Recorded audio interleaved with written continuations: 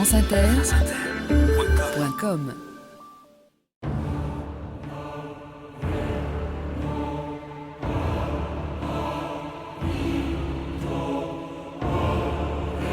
Les têtes tombaient comme des ardoises. Fouquier-Tinville, accusateur public du tribunal révolutionnaire.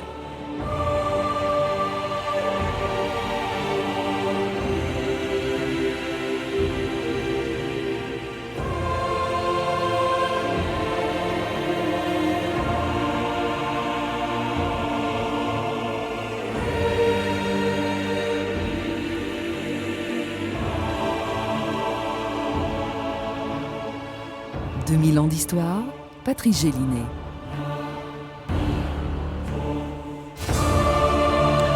C'était en septembre 1793, près de plus de 4 ans après la prise de la Bastille, la Révolution française basculait dans l'horreur. Alors que la France était menacée à l'extérieur par la guerre contre les plus grandes puissances européennes et à l'intérieur par l'insurrection de plusieurs départements, les députés de la Convention décidaient de prendre des mesures d'exception.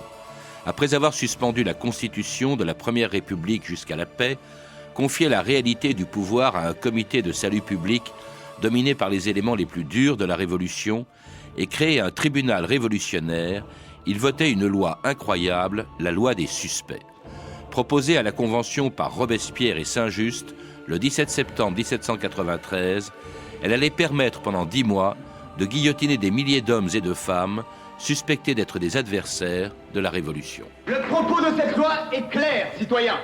Tous ceux qui ne pourront pas apporter une preuve tangible de leur engagement pour la Révolution seront automatiquement passibles d'arrestation. En résumé, citoyens, désormais, la terreur est à l'ordre du jour. Et la vertu, citoyens, la vertu sans laquelle la terreur est funeste. La terreur sans laquelle la vertu est impuissante. Jean-Clément Martin, bonjour. Bonjour Patrice Gélinet. C'était Robespierre et Saint-Just à la Convention le 17 septembre 1793, le début d'un moment sinistre de l'histoire de France auquel vous venez de consacrer un livre publié chez Gallimard dans la collection Découverte et intitulé « La terreur par maudite de la Révolution ». Maudite d'abord parce que, vous le rappelez, elle a discrédité pendant longtemps la Révolution et même la République. Oui, là, tout à fait, on va être tout à fait d'accord. La terreur, c'est ce qui, encore aujourd'hui, identifie dans l'esprit de beaucoup de personnes la Révolution en quelque chose qui était absolument abominable et qu'il faut, en quelque sorte, combattre.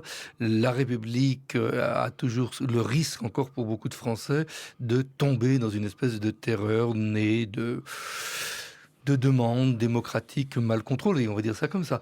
Maudite aussi parce que, contrairement à ce que disent certains, considérant que la terreur, au fond, était un peu inévitable, que quand elle s'est manifestée, c'était de manière spontanée, d'autres disent, en revanche, que ce qui la rend terrible, c'est qu'elle a été voulue, décidée, par la Révolution qui a mis la terreur à l'ordre du jour et pour en faire au fond un instrument de son pouvoir en quelque sorte. Alors c'est là où je dirais la malédiction est encore bien pire que ce que vous venez de dire, parce que dans les extraits que vous venez de faire entendre, il y a la dernière phrase qui est absolument juste sur le lien entre la terreur et la vertu qui a été prononcée par Robespierre en février 1794, mais personne, mais absolument personne, n'a jamais prononcé dans l'enceinte de la Convention la phrase suivante « Nous mettons la terreur à l'ordre du jour ». La terreur n'a jamais été mise à l'ordre du jour. Ce qui a été dit à la Convention le 5 septembre 1793, donc 12 jours avant la loi des suspects, ça a été Barrère disant « Vous, les sans-culottes, réclamez que nous mettions la terreur à l'ordre du jour, donc nous décidons que vous aurez la création d'une armée révolutionnaire. » Et les sans-culottes sortent de la Convention sans avoir rien compris. Certains diront la terreur a été mise à l'ordre du jour. Ça, on va le dire pendant plus d'un mois, mais institutionnellement, Il n'y a pas de loi aucune affirmant que la terreur Au contraire. est devenue un instrument de pouvoir. Jamais, Ouais. jamais, Qui la jamais. légalise. Et les conventionnels là-dessus, depuis le début 1793 jusqu'à, en quelque sorte, la juin 94, parce qu'on pourrait éventuellement en discuter autrement, ont toujours opposé terreur et justice et n'ont jamais voulu accepter que la terreur seule soit un instrument politique. Ils disaient tout le temps, depuis le début, la terreur, c'est l'arme des tyrans, des rois. En tout cas, instrument politique, elle l'a été souvent, vous le rappelez, et bien avant la Révolution française. Elle est consubstantielle à l'humanité. Elle est née en même temps que l'humanité. La terreur politique, la terreur voulue par un pouvoir. Ou la terreur utilisée. Moi, je mettrais, si vous voulez, je serais plus pragmatique que vous. Je dirais simplement que dans un certain nombre de cas, et je ne dis pas ça pour louer ou exonérer quelque pouvoir que ce soit, un certain nombre d'occasions font que les pouvoirs exercent des instruments de terreur parce que la situation leur échappe. Et il me semble que c'est ça la clé. Et on utilise des moyens terribles quand on n'a plus d'autres moyens pour s'en sortir. Et Machiavel l'avait très bien compris, montrant Borgia envoyant un de ses lieutenants terroriser une région et l'exécutant ensuite sur son ordre pour montrer aux gens que c'était lui qui était maître de la terreur et qu'il pouvait la déclencher et l'arrêter.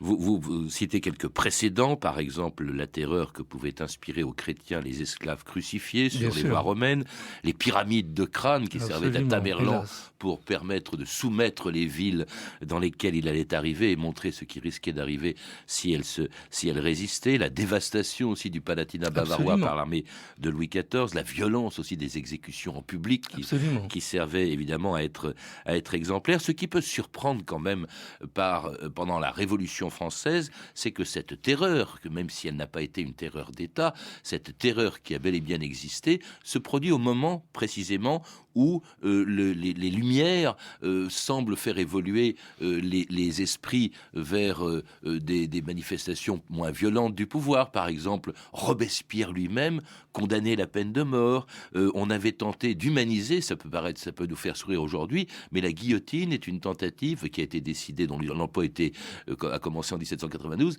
était quelque chose qui était fait pour humaniser la peine de mort. Non, là vous mettez le doigt sur le paradoxe le plus grand de la période.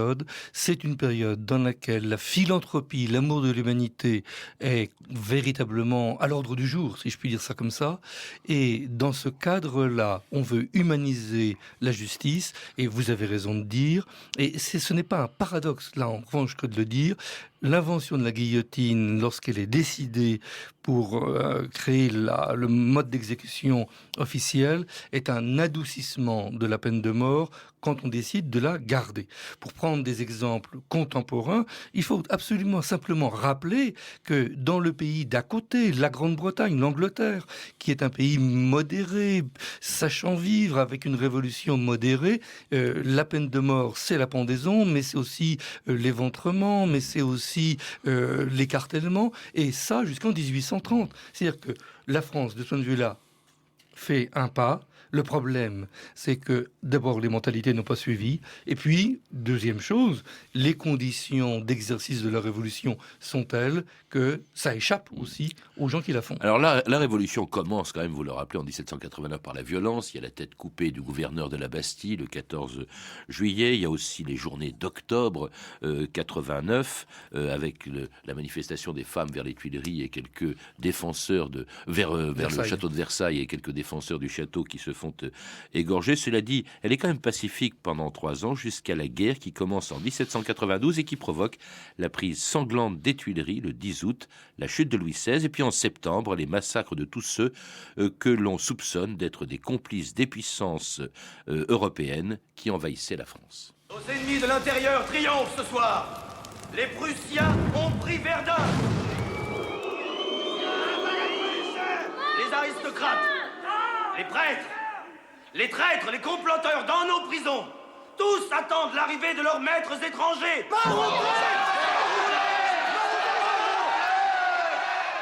La seule solution, c'est de faire évacuer ce gouvernement vers le sud. Non! Ce gouvernement ne quittera pas Paris. Ce gouvernement va rester, se battre et vaincre. Peu importe comment. Peu importe ce que cela coûtera. Et que celui qui osera montrer sa peur sache que la terreur est pire encore. Pour vaincre nos ennemis, nous devons montrer de l'audace, encore de l'audace, et toujours de l'audace, pour sauver la France. Et c'était Danton le 2 septembre 1792, au moment où commençaient des massacres, les premiers massacres importants de la Révolution à Paris, et qui ont fait environ 1000 morts. Alors, est-ce qu'on peut dire que le gouvernement révolutionnaire, à ce moment-là, est responsable de ces massacres ? Jean-Clément Martin. Pouvez-vous m'accorder... Peut-on parler de terreur ? Oui, voilà. Pouvez-vous m'accorder 10 secondes de retour en arrière? Parce que je crois que là, la lecture ordinaire, c'est de dire c'est la guerre et cette guerre provoque la terreur. Il me semble qu'il est nécessaire de comprendre que la guerre véritable n'a pas commencé en avril 1792 contre l'ennemi étranger, si j'ose dire. Elle a commencé à l'intérieur de la France, à partir de 1790, dans ce que moi j'appellerais une guerre civile religieuse, qui fait que la guerre civile est dans tous les villages, que les premiers morts, 300 morts à Nîmes en 2 journées de juin 1790, c'est quand même pas rien. Alors si on se focalise sur Paris, on l'oublie, mais si on regarde l'intérieur du pays, on est en guerre dans la guerre civile. Donc quand la guerre, la vraie, si j'ose dire, la guerre contre l'ennemi étranger arrive en avril 1792, il me semble qu'il y a quelque chose qu'il faut absolument comprendre, parce que c'est fondamental et qui est très difficile à faire admettre, c'est que c'est une guerre d'un type nouveau. C'est une guerre avec des traîtres à l'intérieur, le roi et la reine, ce qui pose quand même problème. C'est une guerre aussi qui a comme visée ultime la destruction du régime. Les Français n'ont qu'une alternative, vaincre ou mourir. Et ça, ils le savent. Je rappelle que toutes les guerres précédentes sont des guerres dans lesquelles on s'arrangeait toujours pour qu'il y ait un accommodement entre les ennemis. Là, on sait à l'avance qu'il n'y en aura pas. Et en septembre 1792, les Prussiens sont à Verdun. 2 jours plus tard ou 3 jours plus tard, ils peuvent être à Paris. Ils ont annoncé qu'ils mèneraient une exécution des militaires de Paris. Donc, les massacres de septembre, c'est une réaction à cela, que le gouvernement de l'époque laisse faire pour 2 jours. C'est évident. Le 3 et le 4 commence à contrôler à partir du 5 et du 6 et commence vraiment à réagir contre ces massacres à partir du 6 et du 7. C'est-à-dire qu'il y a là une espèce de dépassement du gouvernement par les sans-culottes qui ont mené les premiers massacres et une reprise en main progressive. Dans les faits, on pourra bien sûr dire que les Girondins là n'en sortent pas grandis. Alors, les Girondins qui étaient un peu les modérés dans cette affaire. Alors, vous rappelez quand même que ça semble justifier, au fond, cette élimination des ennemis supposés de l'intérieur. Quelques jours plus tard, c'est la victoire française de Valmy, le 21 septembre, jour de la proclamation de la République. Une République qui coupe les ponts, d'ailleurs, avec l'extérieur, en condamnant Louis XVI à mort et en l'exécutant le 21 janvier 93, en créant un tribunal révolutionnaire le 10 mars, un comité de salut public le 6 avril, un gouvernement qui se durcit malgré Valmy. Oui, non, là vous avez complètement raison, mais Valmy, ça a été une accalmie. On pourrait revenir sur la bataille de Valmy. Est-ce que c'est une vraie victoire? Bon, on va passer sur la bataille. De fait, ça n'a rien résolu, et les menaces sont extrêmement dangereuses, notamment à partir du printemps 93, quand la guerre de Vendée... vous faites clair, la guerre de Vendée... La gravité de cette guerre, c'est le résultat des dissensions entre les révolutionnaires. C'est la répression mal conduite qui fait que la guerre de Vendée devient dangereuse. Alors là, c'est une autre guerre, guerre qui se déclenche justement parce qu'il y a mobilisation de 300 000 hommes, ce que refusent les Vendéens. Il y a aussi la mort du roi en janvier qui provoque le soulèvement de la Vendée. Et puis l'envoi par la Convention, l'envoi justement dans ces départements de l'Ouest de représentants en mission chargés de rétablir l'ordre. Je tiens à ce que la Convention sache que tous ces ordres sont exécutés avec toute la vigueur qu'elle réclame. Je fais savoir que quiconque refusera de livrer les brigands sera considéré comme suspect. Tout suspect sera jugé dans les 24 heures et s'il est coupable, exécuté immédiatement. Dussions-nous faire des départements de l'Ouest un grand cimetière national. Et si la survie de la République exige la mort de la moitié des Français, nous les passerons par le glaive. organisée. Quiconque aidera, brigands, déserteurs, prêtres réfractaires ou émigrés, tout ennemi de la République subira... Tout ennemi de la République subira le même sort. Bonjour.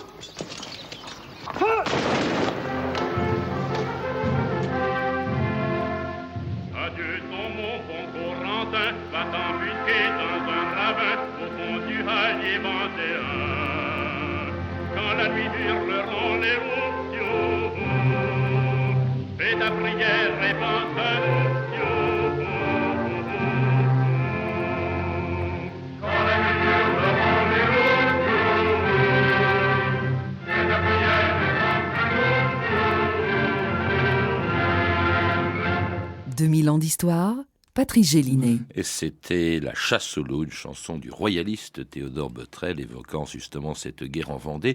La terreur, elle sait, on l'oublie parfois, elle était plus violente encore, cette période en tout cas, dans les provinces, vous le disiez à l'instant, et notamment en Vendée, dans cette guerre terrible qui a fait des dizaines de milliers de victimes. 180 000 au moins, oui. Ouais, 180 000. Ça aussi c'était la terreur. Ça c'était en 93, 94, et elle a été d'une violence inouïe.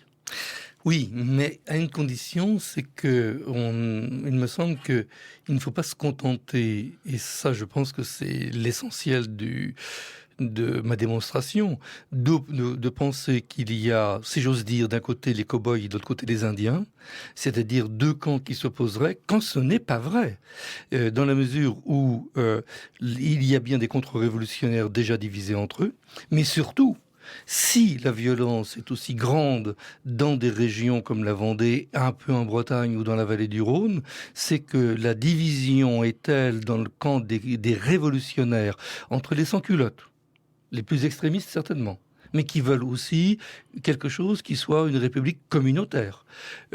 Ceux qu'on traditionnellement on appelle les modérés, les girondins, mais qui sont malgré tout des révolutionnaires convaincus, peut-être plus libéraux que ceux qu'on présente comme les plus radicaux, les montagnards, qui eux sont partisans au moins dans un premier temps d'une alliance avec les sans-culottes. Mais c'est ce conflit-là qui fait que pendant 6 mois, de mars 1793 à décembre 1793, il n'y a pas eu de contrôle de la violence d'État par l'État et qu'il y a eu la possibilité par n'importe qui de provoquer des violences incontrôlées qui ont objectivement provoqué donc le surgissement de la Vendée dans des proportions invraisemblables et qui ont provoqué ces immensités de dévastation qui, au niveau de l'État, alors là, il faut revenir sur les extraits que vous passiez, n'ont jamais été décidés. Mais pas seulement en Vendée, il y a aussi ce qu'on appelle l'insurrection fédéraliste en province, des soulèvements qui étaient contre la Révolution, que Lyon, ce soit à Bordeaux. Lyon, avec la répression exercée par Fouché, le futur ministre de la police de tout Napoléon, à fait. À Nantes également. Ça concerne la Vendée, là. Oui, ça concerne la Vendée, mais à Nantes, Carrier. où le représentant en mission Carrier procède à de véritables massacres de gens Absolument. qui sont noyés dans la Loire. Oui, entre 2 et 4 000. Oui. Entre 2 et 4 000. Oui. Mais Fouché, Carrier,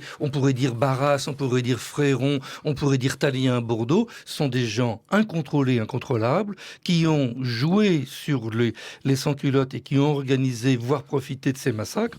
Vous ne trouvez pas la même chose à Caen.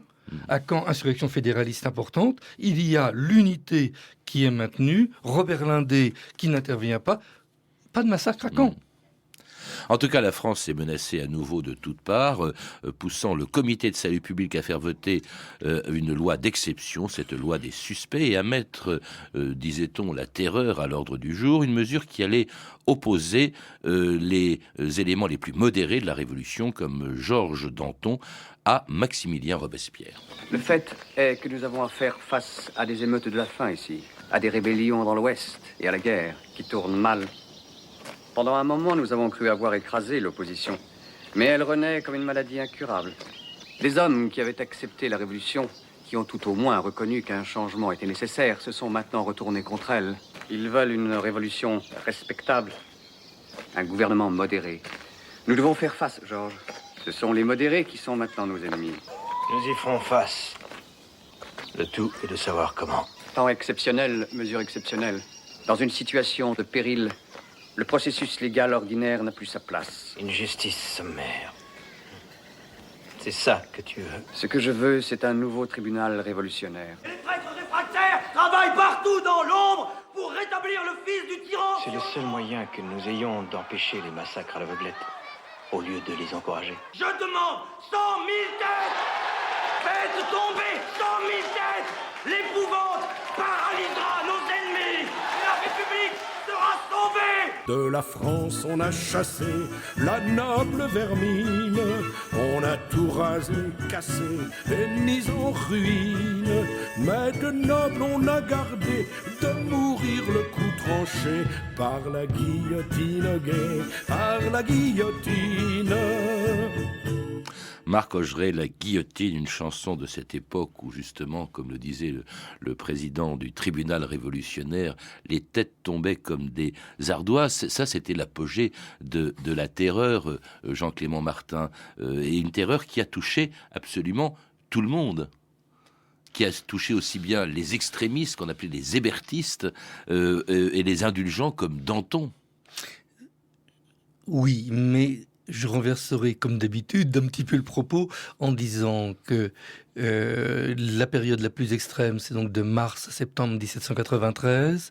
Après septembre 1793, c'est le contrôle de la Convention qui s'impose aux sans-culottes, et c'est la mise en place d'une révolution morale autour de Robespierre, ce que ses amis ne comprennent plus. Là, c'est le véritable problème, et c'est le début de cette élimination qu'on a encore du mal à comprendre, mais qui est logique dans un jeu de pouvoir où les gens qui sont de part et d'autre, en quelque sorte, de l'axe central d'une révolution morale vont être éliminés avant que ça se retourne contre Robespierre, parce que les autres n'ont pas envie d'une révolution morale, ils ont envie d'une révolution pragmatique. Donc on a là affaire à quelque chose qui est une logique interne au gouvernement révolutionnaire qui lui-même réussit à calmer le jeu. Ça peut paraître abominable ce que je dis, mais grosso modo c'est 17 000 morts à Paris quand il n'y en a eu 200 à 300 000 morts en province auparavant. Donc 94, malgré tout, dans cette guerre abominable, c'est ce commencement-là d'une sortie des violences incontrôlées. Mais d'autant plus qu'elles sont de moins en moins justifiées. Voilà qu'en juin, la victoire française de Fleurus éloigne donc les dangers d'une invasion et justifie de moins en moins cette terreur, Jean-Clément Martin. Oui, on justifie de moins en moins l'état de guerre. Et on profite du fait que l'état de guerre de danger véritable a cessé pratiquement pour accuser Robespierre de tout ce qui s'est passé précédemment, alors même qu'il était parfois opposé. Et à partir de juin-juillet 1794, Robespierre devient le bouc émissaire. Surtout lorsque le 9 Thermidor, le 27 juillet 1794, il vient à la Convention pour réclamer de nouvelles têtes. Je suis venu ici révéler une vaste conspiration. Un moment, citoyen. Il faut épurer les comités et rendre toute son autorité à la Convention nationale. Citoyen, je dois te demander de nommer ceux à qui tu fais allusion. Des noms! Oui, des noms! Des noms! Des noms! Il n'y a pas un homme parmi nous qui ne préférerait mourir plutôt que de continuer à vivre sous la coupe d'un tyran! Mort au tyran! Mort au tyran! Mort au tyran! Je demande la parole! Tu n'as plus droit à la tribune! Robespierre! Je propose un décret d'accusation contre Robespierre! Est-ce injuste? Peuple français, peuple de frères, peux-tu voir sans frémir d'horreur le crime ardent et les bannières du carnage et de la terreur, à qui périssent ces infâmes et ces égorgeurs dévorants qui portent au fond de leur âme le crime et l'amour des tyrans. Et oui, le ton a changé dans cette chanson, Le réveil du peuple, écrit justement après la chute de Robespierre, qui marque la fin de la terreur. Pas tout à fait, dites-vous, Jean-Clément Martin. Oui, parce que on va dire que tout ce qui s'est passé précédemment va devenir la terreur, que celui qui en est le seul responsable, c'est Robespierre, et donc ça permet comme ça à ceux qui viennent de prendre le pouvoir au terme d'un coup d'État et de l'éviction d'un rival dangereux. Hein. Et qui eux-mêmes ont du sang sur les mains, parce qu'on retrouve Barras, on retrouve Fouché, on retrouve Barrère. C'est-à-dire d'anciens représentants en mission qui avaient du sang sur les mains. Là-dessus, il n'y a pas de division, si j'ose dire. Au contraire même, Robespierre les faisait rappeler. Carrier a été rappelé, en quelque sorte, sur l'ordre de Robespierre. Ils étaient ennemis. Bon, je pense que là, on est dans des jeux absolument abominables, mais qui sont des jeux politiques ordinaires. Et donc, Robespierre va devenir le responsable de la terreur. Ça rentrera dans notre mémoire nationale, sauf que, dans les faits, les pratiques de violence militaire et de violence d'État après 1795 et surtout après 1797 jusqu'en 1804 vont redevenir les mêmes que celles qui avaient eu lieu en 1793. Mais là, c'est en quelque sorte par une mémoire qui ne veut pas accorder d'importance aux gens qu'on réprime dans la vallée du Rhône, aux Italiens ou aux Piémontais ou aux Barbés de Nice, qu'on va en quelque sorte juger et exterminer comme on le faisait des Vendéens précédemment. Et puis il y a eu immédiatement après la chute de Robespierre en 1994 ce qu'on appelle la terreur blanche, c'est-à-dire les victimes de la terreur, des vengeances tout simplement. Mais vous noterez que la terreur blanche n'existe que dans la vallée du Rhône où les vengeances se produisent entre les différentes factions de révolutionnaires plus qu'entre révolutionnaires et contre-révolutionnaires, et que dans l'Ouest, au contraire, où il va y avoir une espèce de pacification, en quelque sorte de fait qui se produit, il n'y aura pas de terreur blanche. Ce qui est quand même quelque chose d'assez paradoxal et qui permet bien de comprendre que les jeux factionnels ont été beaucoup plus importants et déterminants que des jeux idéologiques qui auraient divisé la France en deux. Est-ce qu'on peut dire que la terreur pouvait être justifiée quand même par ce qui se passait, par cette menace extérieure qui disparaît pratiquement après Fleurus, par les menaces intérieures que représentait la guerre de Vendée, l'insurrection d'un certain nombre de provinces, et que sans cette terreur, eh bien, il fallait cette terreur au fond pour sauver la Révolution? Moi, je vous proposerai deux réflexions pour terminer. La première, c'est de franchir à nouveau la Manche et d'aller voir ce qui se passe entre 1798 et 1800, quand les Anglais, devant la rébellion irlandaise, engagent des mesures qui sont absolument terribles et qui sont exterminatrices dans le sud de l'Irlande. On est bien là dans des mesures qui ressemblent très exactement à ce qui s'est passé en Vendée, quand un gouvernement est dépassé par les événements et quand un gouvernement veut rétablir la paix par tous les moyens. Et la deuxième réflexion, c'est qu'effectivement, là, on est bien dans une période plus de guerre que dans une période d'idéologie politique. Et c'est ça qu'il faut comprendre pour faire basculer notre compréhension de la Révolution. Et de la terreur. Merci Jean-Clément Martin. Je rappelle donc que vient de paraître chez Gallimard, dans la collection Découverte, votre dernier livre, La terreur, part maudite de la Révolution. Vous avez pu entendre des extraits des films suivants: Chouan de Philippe de Broca, disponible en DVD chez Studio Canal, et La Révolution française, les années terribles de Richard Effron, publié en DVD chez TF1 Vidéo. Toutes ces références sont disponibles par téléphone au 32 30, 34 centimes la minute, ou sur le site franceinter.com. C'était 2000 ans d'histoire, à la technique Pierre-Yves de Rollin et Loïc Frapsos, documentation et archives Camille Pouc-Jalaguier, Frédéric Martin et Franck Olivard, une émission de Patrice Gélinet, réalisée par Jacques Sigal. Demain, dans 2000 ans d'histoire, celui qui a aboli l'esclavage dans les colonies françaises, Victor Schœlcher.